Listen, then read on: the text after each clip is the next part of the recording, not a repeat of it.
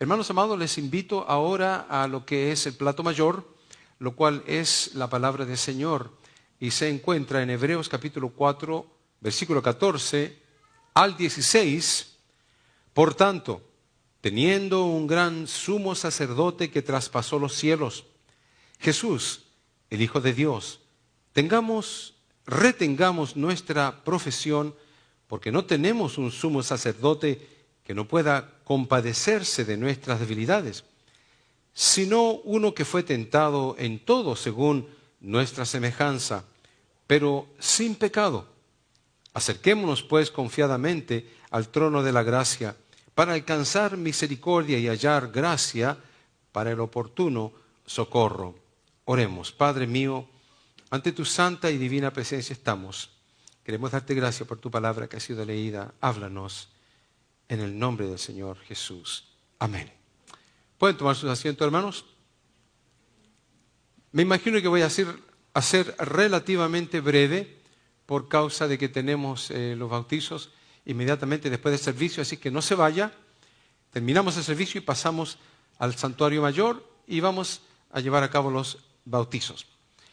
Pero entrando al sermón, hermanos, quiero tomar en cuenta ciertas palabras de las cuales leímos en estos versículos. Solamente ciertas palabras. Y una de estas, lo cual dice, teniendo un gran sumo sacerdote. Acabamos de leer el pasaje donde dice de que tenemos un gran sumo sacerdote que traspasó los cielos y que podemos acercarnos al trono de la gracia de Dios confiadamente. Pero al poder entender lo que significa tener un gran sumo sacerdote, quedamos nosotros muchas veces sin conocimiento de causa. En otras palabras, leemos lo que dice ahí, de que tenemos un gran sumo sacerdote, pero no entendemos necesariamente el contexto o lo que significa el contenido de tener un gran sumo sacerdote. Y para eso tenemos que explicar algo más. Tenemos que explicar quién es un sacerdote. Normalmente las iglesias evangélicas no tienen sacerdotes. Las iglesias evangélicas tenemos pastores, tenemos diáconos, tenemos sugieres, profesores de escuela dominical, pero sacerdotes no necesariamente tenemos. Tenemos ancianos y tenemos otro tipo de categoría de autoridad en la iglesia, pero no sacerdote. La iglesia católica tiene sacerdote, pero la iglesia judía también tiene los sacerdotes. Y como nosotros tomamos de la escritura bíblica del Antiguo Testamento, se toma la palabra el sacerdocio, porque el sacerdocio es dado por Dios. Entonces, cuando aquí el escritor de Hebreos dice que tenemos un gran sumo sacerdote, nosotros tenemos ese sumo sacerdote. ¿Qué significa? Para poder entender quién es un sumo sacerdote, voy a explicar algunos detalles. La mayor identificación del pueblo judío era el sumo sacerdote. Cuando usted le hablaba de un sacerdote, especialmente del sumo sacerdote, a los judíos, era inmediatamente trasladarlos a una superioridad, a una posición suprema, más que nadie y ningún otro judío en ese lugar y en ningún lugar del mundo. No había nadie más alto que el sacerdote. Vayan absorbiendo esto, porque el escritor de Hebreos dice que ahora tenemos un gran sumo sacerdote. Entonces, cuando los judíos escuchaban esto del escritor de Hebreos, probablemente Pablo, ellos sabían exactamente lo que él estaba diciendo. El sumo sacerdote era identificado entonces por el pueblo judío. La eminencia soberana después de Dios era el sumo sacerdote. Así que ellos pensaban en Dios y luego pensaban aquí en la tierra, en el sumo sacerdote. Y miren lo que era, ¿no? Nadie podía creerse mayor que el sumo sacerdote. Cuidado de aquella persona que dijera que supiera más que el sumo sacerdote, se creyera más que el sumo sacerdote. Tenía que ver el sumo sacerdote con que el pueblo mantuviera y obedeciera la ley de Dios. ¿Cuál es la ley de Dios? La Biblia. el Antiguo Testamento, la Torá para los judíos. El sumo sacerdote era quien hacía que esa ley se mantuviera. El sumo sacerdote entraba una vez al templo para sacrificar por su pecado y por los pecados del pueblo. Noten ustedes estos detalles. Bueno, quiero que pasen en alto nada.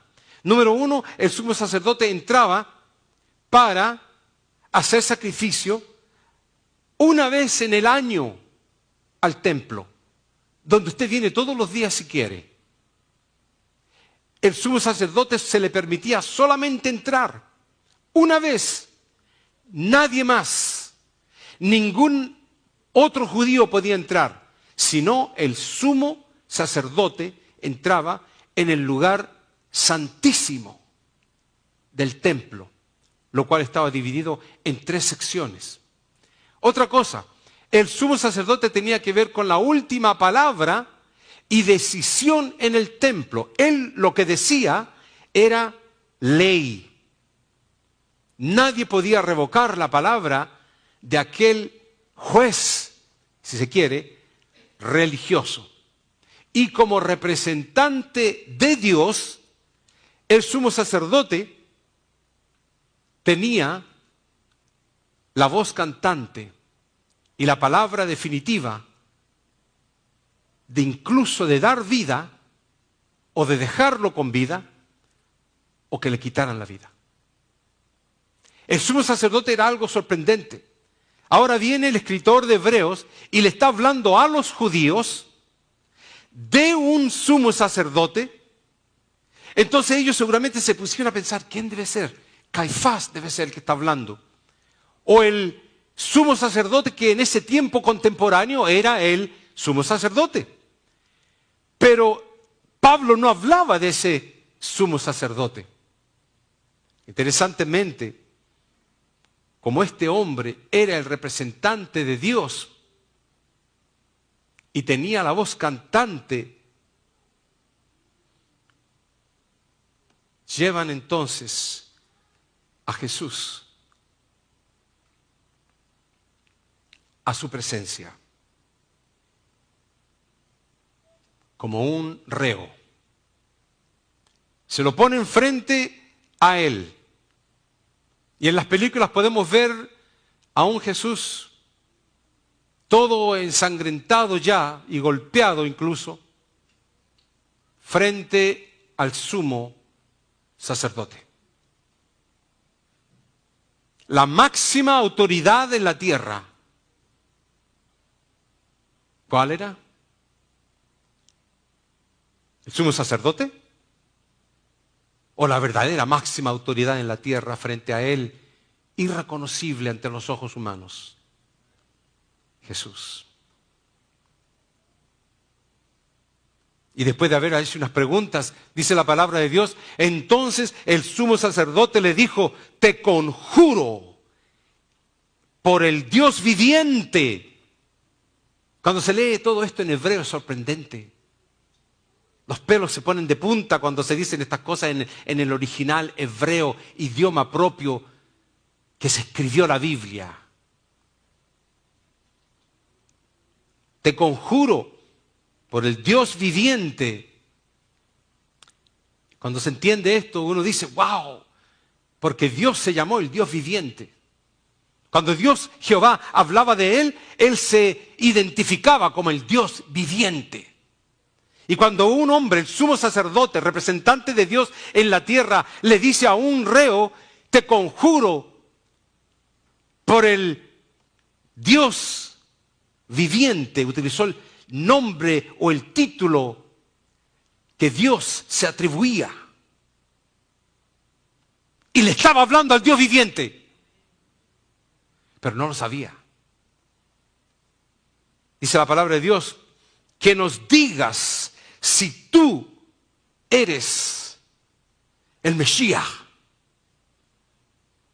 La palabra Mesías significa el ungido, el que iba a ser ungido divinamente de parte de Dios, que toda la Escritura hablaba de él, que los judíos esperaban ansiosamente. Y con todo lo que llevó a cabo Jesús de milagros, levantar muertos, hacer caminar cojos, quitar lepra, dar vista a los ciegos, calmar la tempestad, hacer que una higuera se seque y tantas otras cosas. Las demostraciones eran abrumadoras. Este reo era especial. Pero la palabra de Dios dice de que el mundo tiene una venda que nos deja ver las cosas de Dios, las manifestaciones de Dios, no las ve. Pueden tener todo tipo de comida en su casa, en su mesa, un plato y comer sin hambre, como digo yo. Pero no se dan cuenta de que es Dios que se lo proveyó.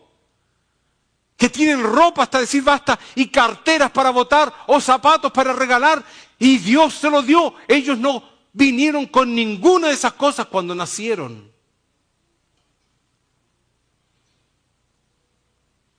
Y este hombre, sumo sacerdote, pregunta y dice, ¿eres tú el Cristo? Y luego añade, el Hijo del Dios viviente. La respuesta de Jesús fue, tú lo has dicho. Pero no se queden ahí. Noten ustedes, la palabra del sumo sacerdote era, ¿qué cosa? Ley. Era la máxima palabra que se podía decir para decidir cualquier cosa. Y cuando el sumo sacerdote pregunta, ¿eres tú el Cristo, el Hijo de Dios?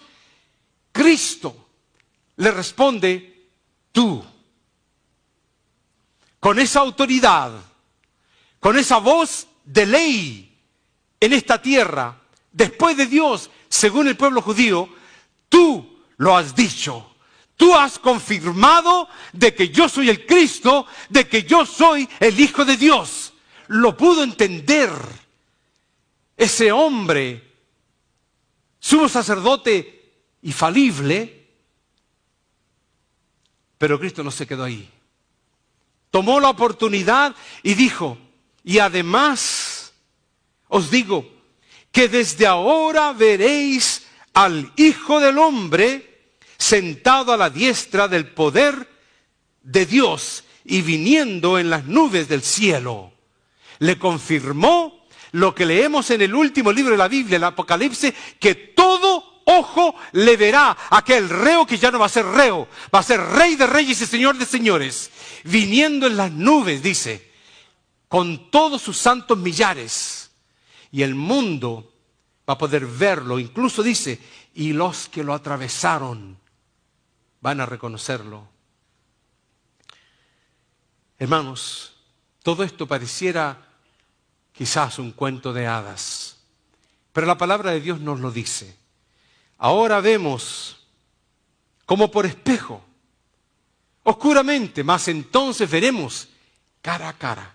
Ahora usted lo analiza, usted lo cranea y ahora usted dice, suena bien, suena interesante, pero no estoy seguro. ¿Por qué?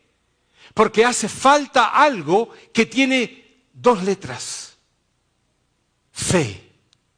Y la palabra dice, sin fe es imposible agradar a Dios. Si usted no tiene fe, no es salvo. ¿Sabía usted eso, no? Si usted no tiene fe, no es salvo, va al infierno. Entonces usted dirá, pero entonces, ¿cómo puedo tener fe? Porque yo quiero ir al cielo. Hay una sola forma de tener fe, una sola. La fe no se crea comiendo vitaminas o tomando algún tipo de jarabe. La fe no se crea haciendo ejercicios. La fe, hermanos amados, proviene del único que la puede dar, el Espíritu de Dios. Y cuando el Espíritu de Dios entra al hombre, lo que llamábamos la regeneración, la iluminación, el nuevo nacimiento, como quiera llamarle, todo es el mismo concepto. Cuando la persona viene a ser un creyente, es regenerado, transformado. El Espíritu de Dios entra en la vida de aquella persona y al entrar, el Espíritu de Dios entra con todos los dones que el Espíritu posee y que son suyos, incluyendo la fe. La palabra del Señor nos dice todo lo cual es sombra de lo que ha de venir. Ahora lo vemos como por un espejo, dice Pablo. Y luego dice, es como si lo viéramos como si fuera una sombra. Él nos está avisando de que todo lo que vemos ahora, todo lo que entendemos ahora, en las predicaciones de algún pastor, en la enseñanza de la escuela dominical o en el seminario, son sombras de las cosas reales. El tema es mucho más largo y tenemos que avanzar precisamente en el día de hoy por causa de los bautizos. Pero quiero decirles algo más en cuanto a los temas que estoy sacando de este pasaje que acabamos de leer. La palabra continúa diciendo, tenemos un gran sumo sacerdote que atravesó los cielos. Por eso, hermanos, cuando Pablo le habla a los judíos, ellos están identificando al sumo sacerdote cuando él está hablando todo eso. Pero de repente les dice que no era sumo sacerdote, sino que agrega la palabra gran sumo sacerdote. Ellos no habían escuchado eso. Ellos habían escuchado toda su vida el sumo sacerdote. Pero ahora Pablo les dice, tenemos el gran sumo sacerdote. Ya comenzaron a entender de que estaba refiriéndose a otra entidad. Y luego cuando salta Pablo y les dice, este gran sumo sacerdote atravesó los cielos, ahí es cuando ellos dijeron, espérate, ¿quién nos está diciendo este hombre? ¿Quién pudo atravesar los cielos? Porque ellos se imaginaban al mero, al sumo sacerdote en el templo, máxima autoridad divina, si se quiere, en la tierra. Y ahora dice que este gran sumo sacerdote atravesó los cielos. Ya descartó la posibilidad de que sea un sumo sacerdote humano. Déjeme explicarle algo, hermanos, a ver si entendemos esto. El templo de los judíos se encuentra en Jerusalén, en lo que se llama el Monte Santo, el monte de Sinaí. Hoy en día se encuentra la mezquita de Omar, se encuentra lo que se llama el Al-Aqsa. Y el Al-Aqsa son las cúpulas que se encuentran en la parte superior de aquel templo. Yo estuve cerca ahí del templo mirando en la cúpula, protegida por los guardias de árabes con armas, y nadie puede sencillamente entrar sin el permiso previo de las autoridades. Pero estoy hablando del templo y me refiero al tabernáculo en los tiempos de Moisés, cuando Dios comenzó este asunto de tenerle un templo. Y les dijo que levantaran un templo, dice, hecho de manos, dice, hecho por hombres. Y les dice la forma en que el templo tenía que levantarse, las divisiones que tenía el templo. Y luego le llamamos templo, pero era el tabernáculo hecho de cueros y de material. Y se levantó en el desierto. Luego, hermanos, estaba el templo y estaba el pueblo de Israel alrededor. Y este pueblo estaba en la parte exterior de aquel tabernáculo. Luego, después del pueblo, venían inmediatamente las tribus. Habían 12 tribus, las 12 tribus de Israel, que se repartían alrededor del templo, o en este caso del tabernáculo. Cada tribu en su posición dada por Dios. Tú al norte, tú al sur, tú al este, tú al oeste, tú al noroeste, al suroeste, y le daba la indicación a las 12 tribus de Israel. Y cada tribu tenía un número. Cuando me refiero a número, me refiero a cantidad. Cada tribu era cierta cantidad de personas. Algunos eran más, otros eran menos. Algunas tribus eran mucha cantidad, otros eran más pequeños. Lo interesante es que cuando fueron localizadas en el terreno que Dios había estipulado, y el tabernáculo estaba en el centro de ellas y las tribus alrededor, alguien se dio el trabajo de figurarse las tribus desde arriba, como si se lo estuviera mirando con un dron, y desde arriba ubicar las tribus en su posición correcta. Y para su sorpresa, desde arriba y en su posición correcta, forman una cruz. ¿Casualidad? Todo está fríamente calculado por Dios. Eso es lo que me priva de la Biblia. Eso es lo que me llama la atención. Porque a Dios no se le pasa un detalle. Él lo tiene todo calculado de acuerdo a su perfección divina, cosas que nosotros no entendemos. Pero hermanos, después de que las 12 tribus se encontraran alrededor, entramos ya al tabernáculo. Y se entraba al tabernáculo, y lo que se encuentra en el tabernáculo, lo primero que se encuentra en el tabernáculo es algo que se llamaba los atrios. A los atrios podía entrar cualquier persona. Todos los hijos del pueblo de Israel, como puse yo ahí, podían entrar al atrio. Pero un poquito más allá, dentro del tabernáculo, se encontraba lo que se llama el lugar santo. Nadie podía entrar, excepto los sacerdotes. Y los sacerdotes tenían que entrar a ese lugar llamado el lugar santo, y no tenían que ir con las manos vacías. Tenían que ir con 3 cosas en sus manos. Hermano, yo me pregunto ¿por qué? ¿Por qué 3 de nuevo?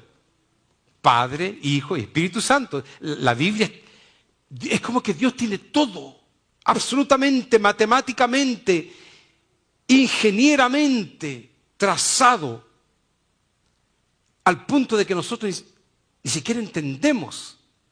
Y por eso que la palabra del Señor dice, ora para que Dios te revele. Ora para que Dios te dé lucidez. Ora para que el Espíritu Santo te interprete las Escrituras y puedas exponerlas ante los demás. Pero él entraba, aquellos sacerdotes, todos los días. Dios quería que en todos los sacerdotes entraran todos los días aquellos sacerdotes que entraban y que llevaran pan, que llevaran incienso y que llevaran aceite. El pan representaba de que siempre debe haber alimento y que Dios siempre iba a proveer alimento. Y el incienso que tenía que llevar el sacerdote era las oraciones. Dios quiere tus oraciones. Dios quiere que todos los días entres al lugar santo. Espérate, ¿acaso solamente los sacerdotes podían entrar? Exacto, hasta un punto en el cual la tela de aquel lugar santo se rasgó y ya todos pudieron entrar. Fue cuando Jesús murió y hubo libertad para toda persona que acepta a Cristo Jesús. Se convierte en un sacerdote. Se convierte, escuche bien, en un real sacerdocio de Cristo. Pueblo escogido por Dios. Ese es usted. Dios tiene las cosas fríamente calculadas, hermanos. Y lo que tenían que llevar aquellos sacerdotes también era aceite para ponérselo en el candelabro, porque nunca podía apagarse la luz de aquel templo. Aquel templo iba a ser alumbrado continuamente, y aunque no sea con luz natural o artificial, iba a ser con la luz del Espíritu Santo en tu corazón. Por eso que la palabra del Señor dice que tú eres la luz de este mundo. Por eso que tú tienes el trabajo de ir y alumbrar un mundo de oscuridad y de tinieblas. Y lo alumbras de muchas formas y maneras, especialmente con tu testimonio, si es un testimonio fiel y real para con Dios. Y el último lugar donde tenía que entrar el sacerdote, pero ya no cualquier sacerdote, sino que el sumo sacerdote, era el lugar santísimo, o el lugar santo de los santos. Solamente una vez al año, ahí es donde Dios le hablaba a Moisés. Ahí es donde se manifestaba la Shekinah, o la gloria de Dios, en ese lugar santísimo. Y ahora viene Pablo, y explicándole eso a los judíos, les dice, estamos hablando de un sumo sacerdote especial, porque ese sumo sacerdote cruzó los cielos. Los sumos sacerdotes llegaban hasta el lugar santísimo y después se tenían que retroceder, volver a entrar al lugar santo y salir para entrar a los atrios y salir de los atrios y llegar al campamento o al pueblo eventualmente. Pero este sumo sacerdote, lo cual se le agregó el gran sumo sacerdote, cruzó el lugar santísimo. Por eso que aquellos judíos, yo me hago la idea, estando como si estuviera yo presente en ese momento, ¿qué hubieran pensado los judíos? ¿De quién me está hablando? Si después del sumo sacerdote se encuentra Dios. Y este cruzó el lugar santísimo, cruzó la Shekinah de Dios, cruzó la gloria de Dios para entrar a los cielos y sentarse en el trono. ¿De quién me está hablando este hombre llamado Pablo? Estaba hablando de aquel reo de muerte que estaba frente al sumo sacerdote, y por eso pregunté, ¿cuál de los dos era verdaderamente la máxima autoridad del universo? Cristo Jesús. Ese es tu Dios y tu Señor. Es quien te da la vida y vida eterna. Es quien sufre hasta el día de hoy, dice la palabra, abogando por ti para que ninguno se pierda y todos procedan ¿a qué cosa? Al arrepentimiento. A que cuando a un pastor local común y corriente como yo pueda hacer el llamado, alguien pueda decir, yo quiero aceptar a ese gran sumo sacerdote que llegó a los cielos para darme a mí la oportunidad de vida eterna. Estoy enamorado de Cristo. ¿Y tú? Amo ser cristiano evangélico. ¿Y tú? Gimo cuando el pecado crece y entra un celo y una rabia cuando hijos de Dios son mediocres, y cuando no toman una palabra decisiva, fundamental en bien de su propia alma. Por eso la palabra del Señor dice, lloren los sacerdotes al entrar al templo, dice la Biblia. Lloren los sacerdotes al entrar a la entrada del templo. ¿Por qué? ¿Por qué dice la palabra de Dios eso? Gemían porque había un pueblo que se llamaba fiel, que se llamaba cristiano.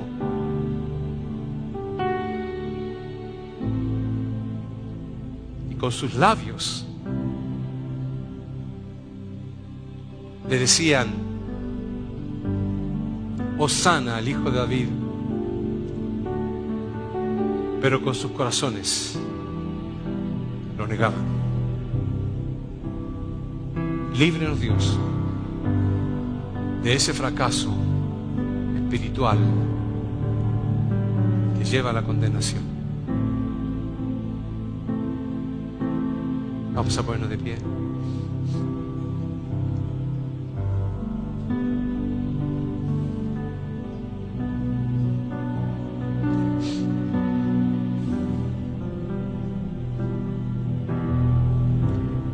Si hubiera alguien que quiera aceptar a Jesús, yo voy a hacer una oración. Si hubiera alguien que quiere aceptar a aquel gran sumo sacerdote, la predicación yo no la he terminado. La continúo, si Dios me permite, el próximo domingo. Porque continúa, no se ha dicho nada todavía. Pero en esta primera parte, si quieres dar ese paso de valentía, hazlo ahora. Di en el día de hoy: Señor, yo quiero abrir mi corazón a ti, gran sumo sacerdote, que entraste al reino de los cielos, te sentaste en el trono de gloria y nos has dado franca entrada a tu presencia. Si quieres aceptarlo, camina al frente. Yo oraría por ti. Es tan fácil decir que no, y es tan difícil decir que sí.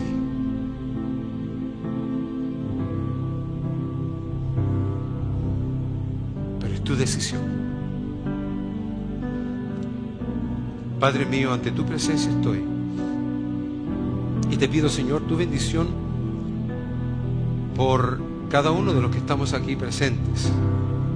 Tú has hablado en nuestro corazón, sin duda, pero tú conoces a algunos que están en esa condición de voy o no voy, voy o no voy. Dale la convicción, Señor, a través de tu Espíritu Santo. Tu palabra dice que es tu Espíritu Santo quien lleva a la iglesia, al cuerpo de Cristo, los que han de ser salvos. Por eso te pido que motives y trae los que han de ser salvos el día que tú convengas para ellos, no el día que ellos decidan. Así te pido, Señor, por esta iglesia, los planes que tenemos los ponemos en tus manos. Estamos a tu disposición, Señor, y te pido en este momento que unjas a los hermanos diáconos que van a bautizar a los hermanos y ellos puedan tener novedad de vida al salir de esas aguas, porque ya son tus hijos hoy y siempre, en el nombre de Cristo Jesús. Amén. Amén, Señor. Que el Señor les bendiga, hermanos.